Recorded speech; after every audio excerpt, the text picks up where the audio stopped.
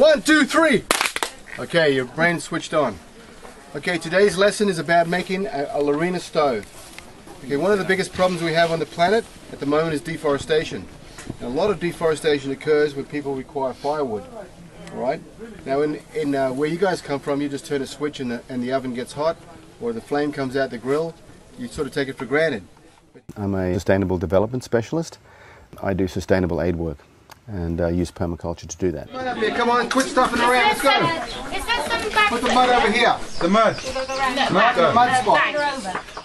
I spent 10 years in the Australian Army, and I spent a lot of time when I was in the Army in the bush. So I became a bit of a nature child. As I trained ex-guerrillas, I trained people in prison, I trained druggos, I trained people that had mental problems. I trained just about every kind of person you could imagine. What we've done is we've created shopping centre people instead of human beings. So the shopping centre people have got no resilience. Shopping centre people are, will die by the thousands if a small disaster hits them.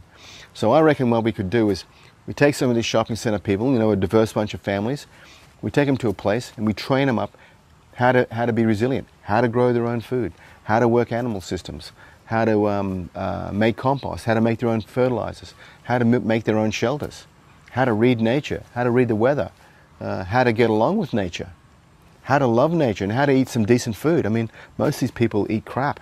No wonder they get all these diseases like cancer and everything. Our little friends in the animal kingdom are our food a lot of the times, right? And there's a lot of industrial systems that are really cruel to our animals. So when I'm killing a chicken, for example, I'll use a Asian traditional method, and first thing I do is make my own knife, right? So by using a split of bamboo, I can shave the edges so it's just like a razor blade.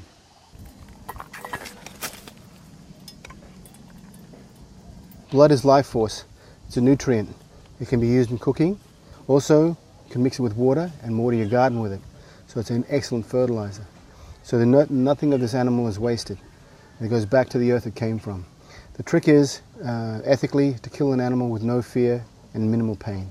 One of the reasons we're going to teach these people how to do this stuff is because if we do have a scenario where we lose our infrastructure and there's no industrial food chain left, we're going to have to eat what we find on the land. We have to breed our own animals up.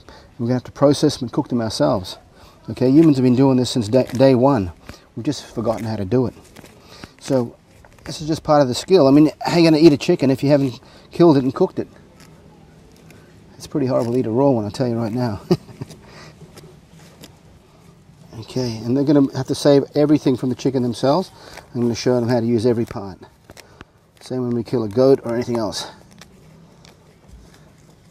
You want to eat meat, you got to kill the meat. I'm not into the total end of the world survival stuff. I'm into long-term survival.